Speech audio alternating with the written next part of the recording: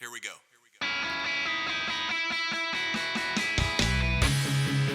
At our church, Jesus is Lord.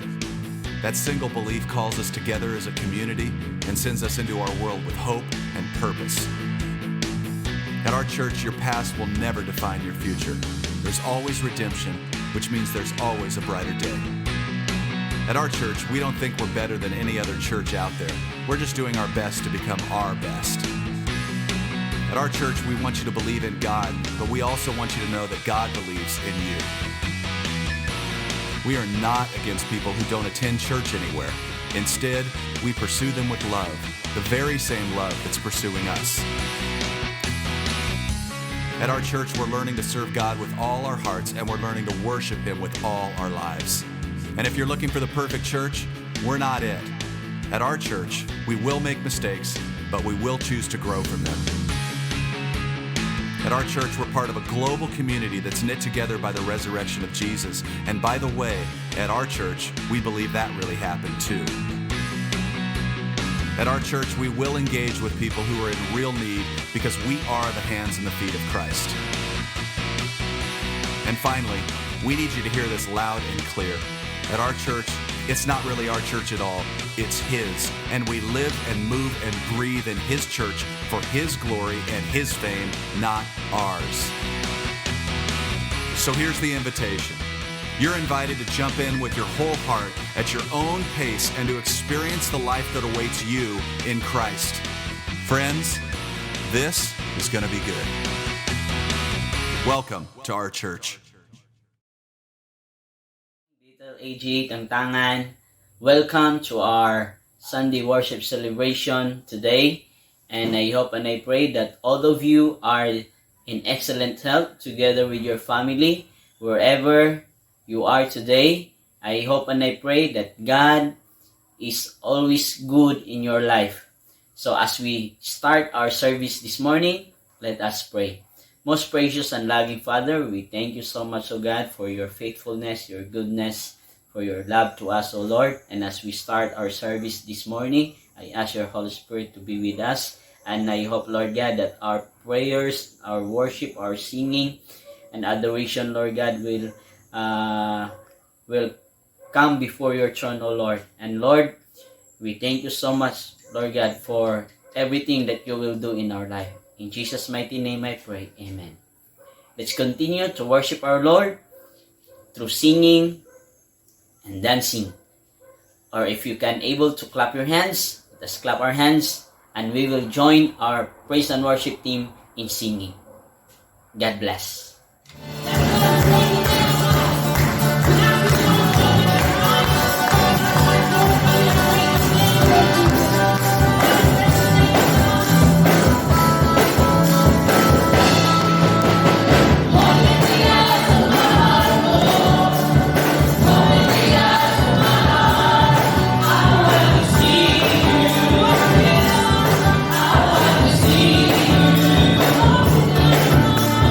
Oh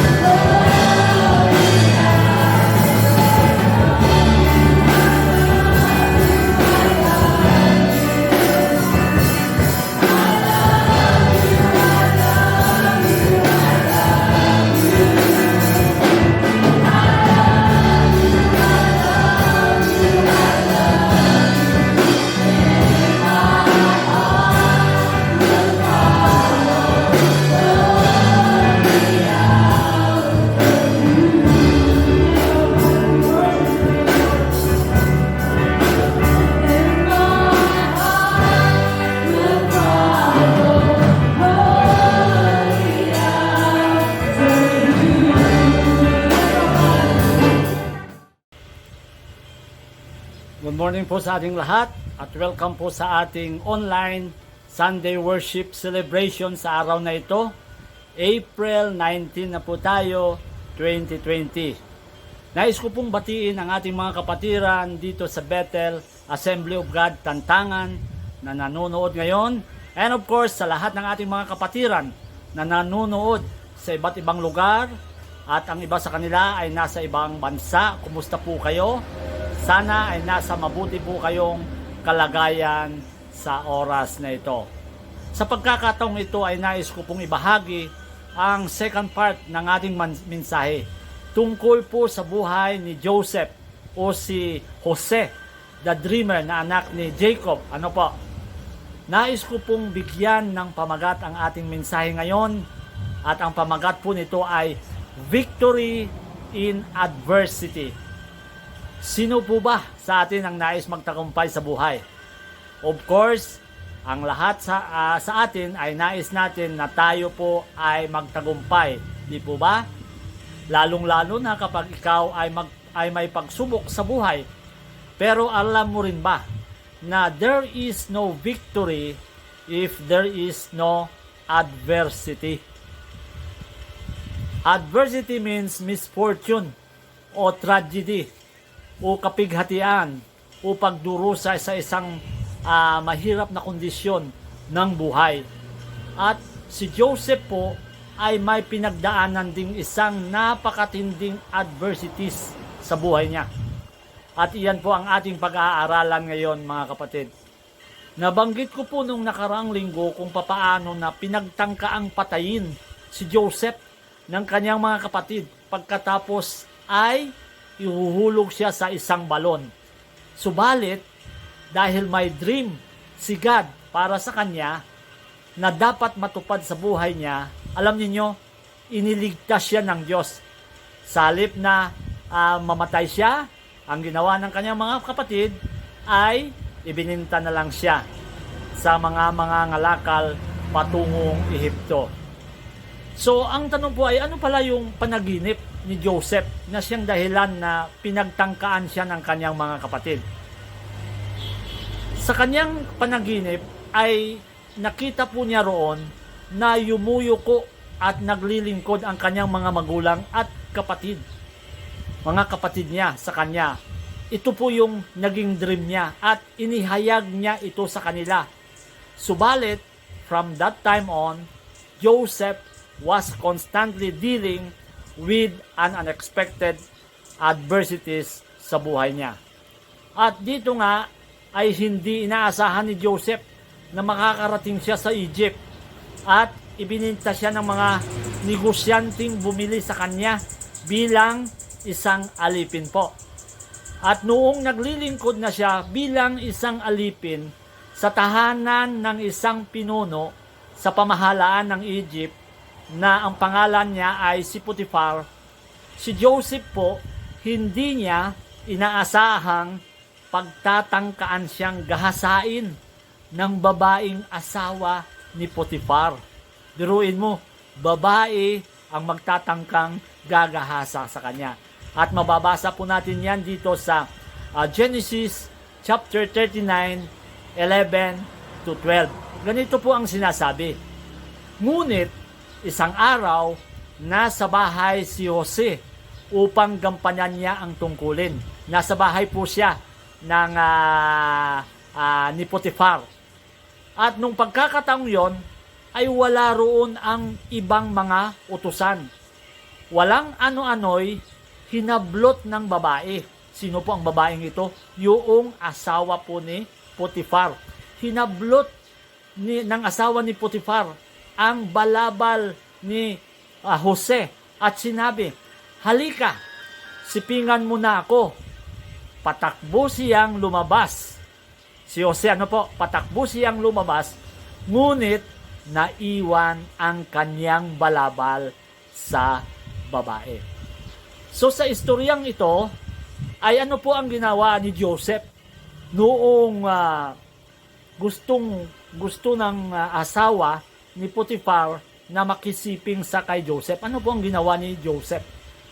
Ang ginawa po ni Joseph ay tinanggihan niya ang magandang asawa ni Potifar at patakbo siyang lumabas ng bahay.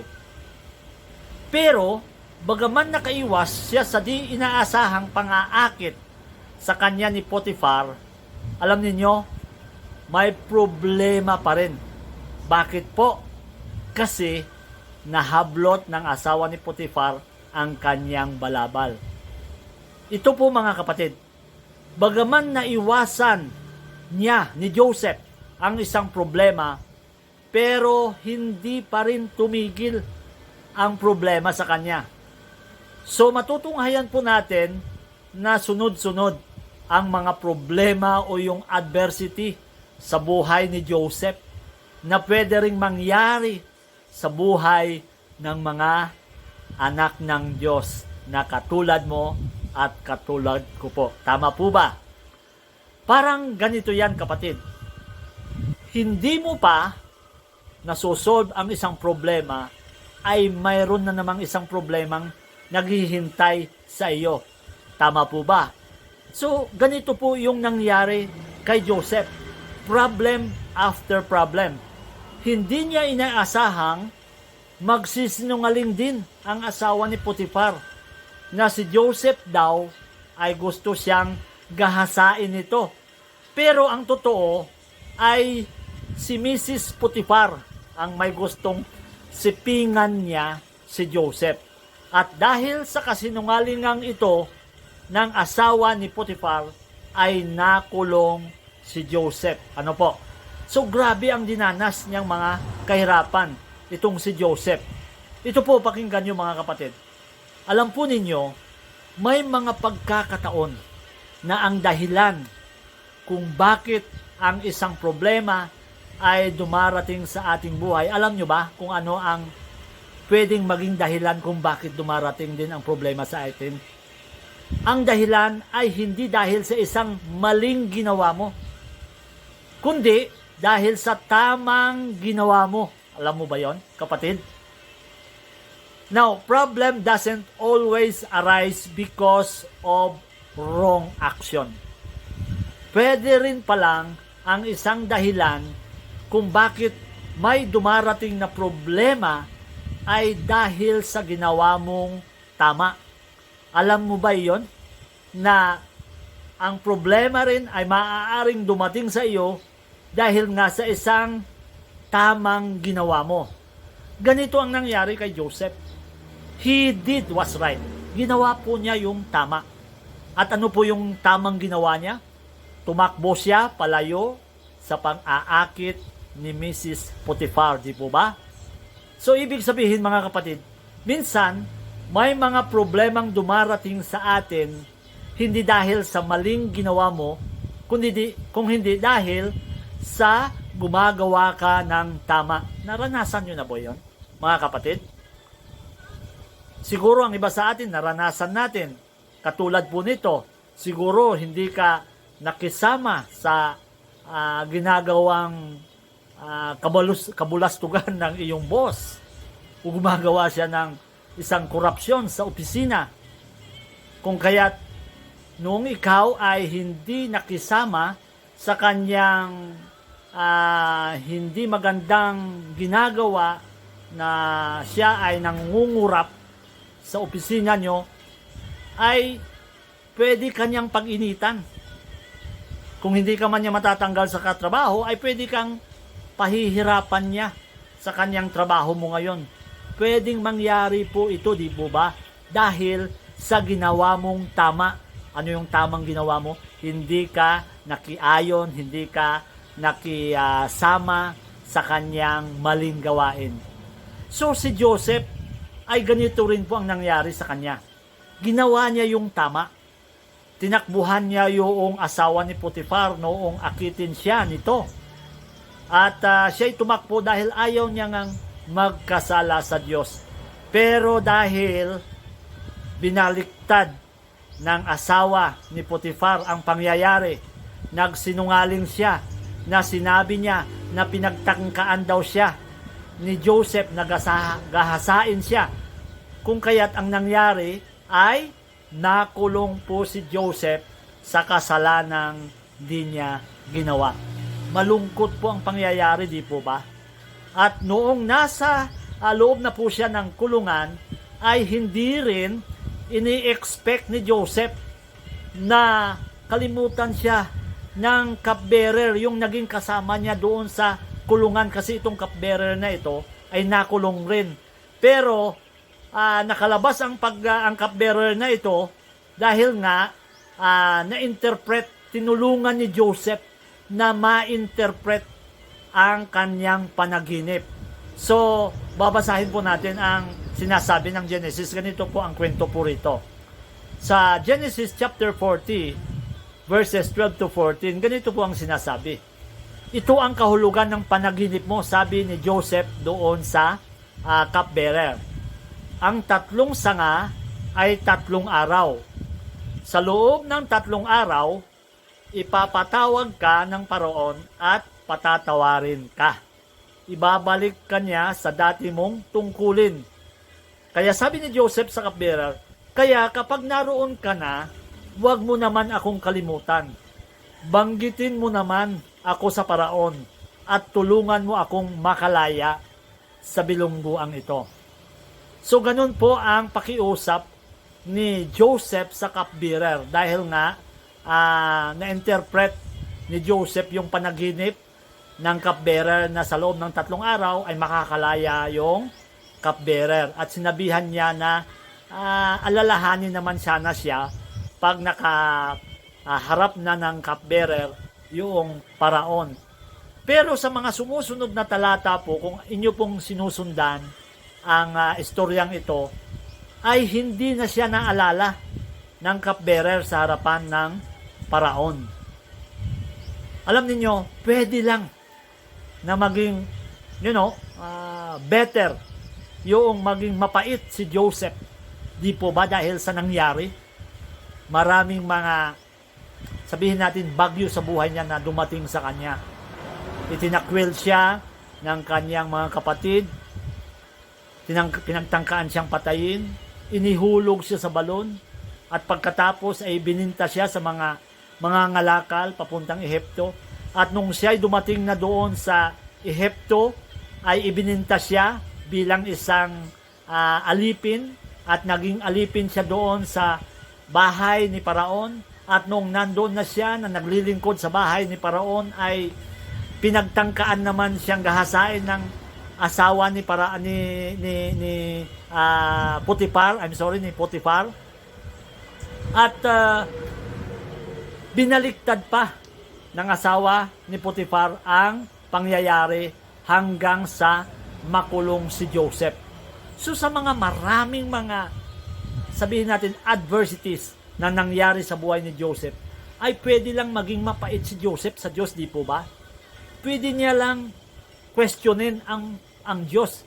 Pwede niyang sabihin, Panginoon, ikaw ang nagbigay ng panaginip sa akin, di ba? Alam ko na maganda ang plano mo sa buhay ko. Pero bakit naghihirap ako ngayon dito sa kulungang ito? Pero, ang tanong mga kapatid, sinisi ba ni Joseph ang Diyos o ang kahit sino? Joseph understood this principle. Ano po? Even when Joseph knew he did nothing wrong, alam niya na wala siyang ginawang mali, but still, he believes that God will carry him through those adversities. Ibig sabihin, alam ni Joseph na ang Diyos pa rin ang magliligtas sa kanya sa bawat trials na darating ng kanyang buhay. Kaya ano ang ginawa niya sa gitna ng kanyang pagdurusang iyon? Alam niyo, ginawa pa rin ni Joseph ang pinakamahusay niya. Ginawa pa rin niya ang pinakamahusay niyang pagsamba sa Diyos. Ito mga kapatid, kahit may COVID crisis po tayo ngayon, ay pwede mo rin pong gawin ang pinaka-the best mong pagsamba sa Diyos. Amen po ba? Pwede mong gawin ang pinaka-the best mong pananalangin. Dahil nga hindi na tayo nagkakatipon sa church. hindi na tayo nagkakaroon ng dawn prayer meeting tuwing Sabado, ay sa mga ganitong pagkakataon ay pwede mo pa rin gawin yung pinaka-the best mo sa pagbabasa ng salita ng Diyos, sa pagsasaliksik ng kanyang kalooban sa iyo. Kapatid, gawin mo ang pinakamahusay mong magagawa, lalong-lalo na sa ganitong mga kapanahonan. Gawin mo yung pinakamahusay mong pakikipaglaban, laban sa tukso at kasalanan, katulad sa ginawa ni Joseph, di po ba? Ginawa pa rin niya ang pinakamahusay niya, maging sa pagtatrato niya sa ibang tao, maging doon sa loob ng kulungan. Hindi siya nagreklamo, hindi siya naging mapait sa Diyos. At ito po mga kapatid, kahit ganon ang naging sitwasyon ni Joseph, ang pinakamahusay niya pa rin ang kanyang ginawa. Alam niyo may dahilan siya para mag-backslide, hindi po ba? May dahilan siya na magalit dahil sa kanyang sinapit. Pero alam niyo, hindi yan ang ginawa ni Joseph. Joseph simply made his best in the midst of adversities. Pagkatapos ng kanyang paghihirap, ay dumating naman sa buhay niya ang sarap, di po ba? Ano ang nangyari? Joseph ended up second in command sa whole nation ng Egypt. He was the one who said to his brothers, siya yung nagsabi sa kanyang mga kapatid, nung nakaharap niya na sila doon sa Genesis chapter 50, verse 20, sabi ni Joseph sa kanyang mga kapatid, nung sila'y nagkaharap na, nung siya'y naging gobernador na ng Egypt, sabi niya sa kanyang mga kapatid, "You intended to harm me, but God intended it for good." Ibig sabihin, Joseph is teaching us today that what was meant for your harm. Tandaan mo kapatid, parang ganito ang itinuturo sa atin ng salita ng Diyos ngayon. Ganito po talaga ang tinuturo niya. What was meant for your harm, God will use it for your advantage. Ang akala natin, ang mga problema, mga kahirapan, mga trial, ang akala natin, ito ay para sa ating ikakasama.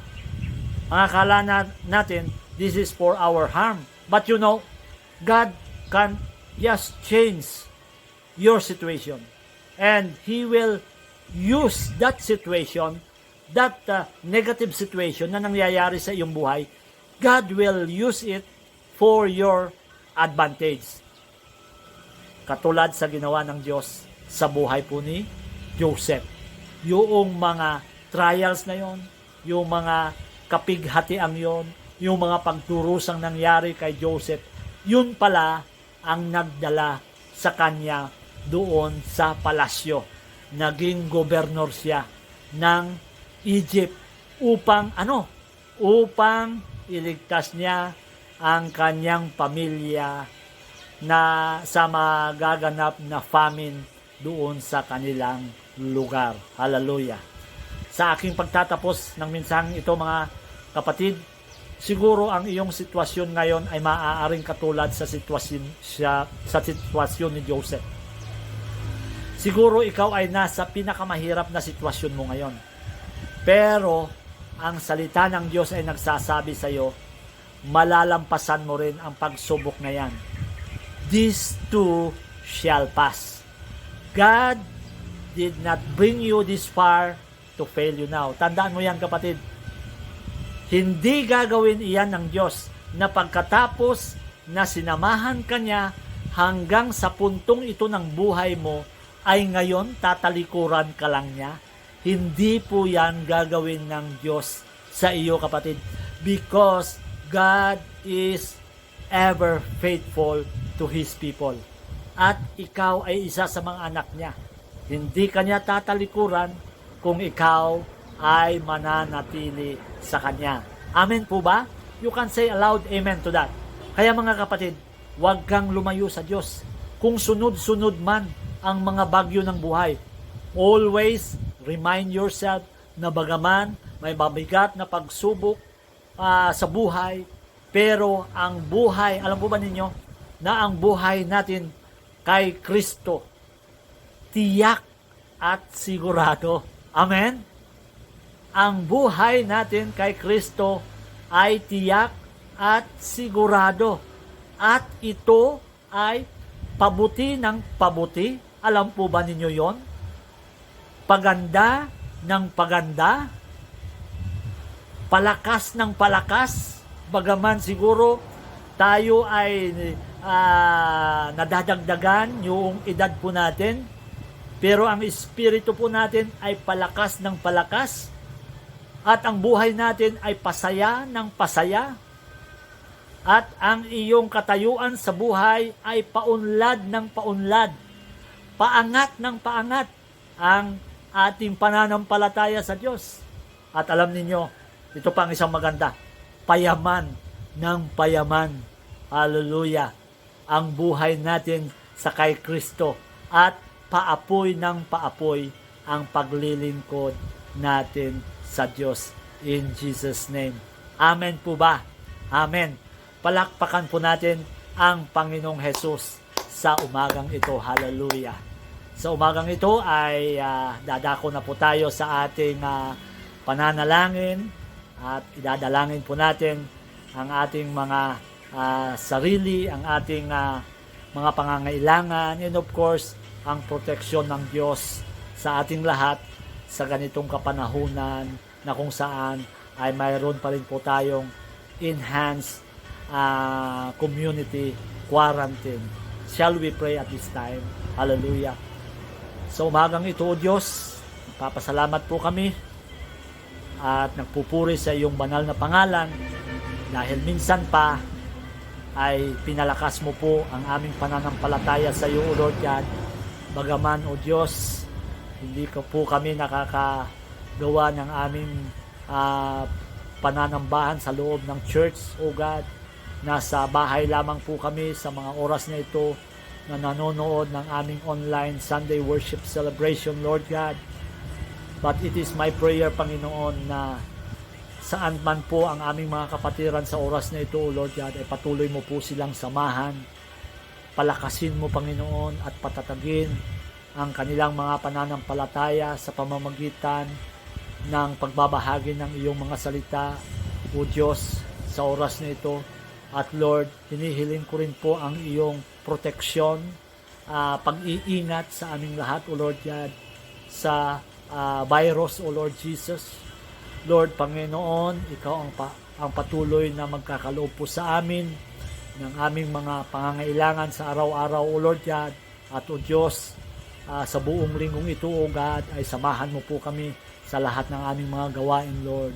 Salamat sa kapahayagan po ng iyong mga salita, at nawa, O Diyos, ay patuloy na pagpala ang iyong banal na pangalan sa aming online Sunday worship celebration na ito, O Lord God. Salamat po, Panginoon, sa iyong ginagawa sa aming buhay. Lord, sa buong linggo, patuloy mong i-bless ang ginagawa po ng aming mga kamay, at nawa, O Lord God, ay patuloy mong i-provide ang mga pangangailangan po ng bawat isa sa amin. Thank you so much, Lord, sa iyong mga salita na nagbibigay ng kalakasan sa aming mga pananampalataya. We thank you now, Lord. We give you all the glory and the honor in Jesus' name. Amen and amen. Hallelujah. Nawa sa umagang ito ay napagpala po tayong lahat, at muli, magandang umaga po sa ating lahat. God bless us all.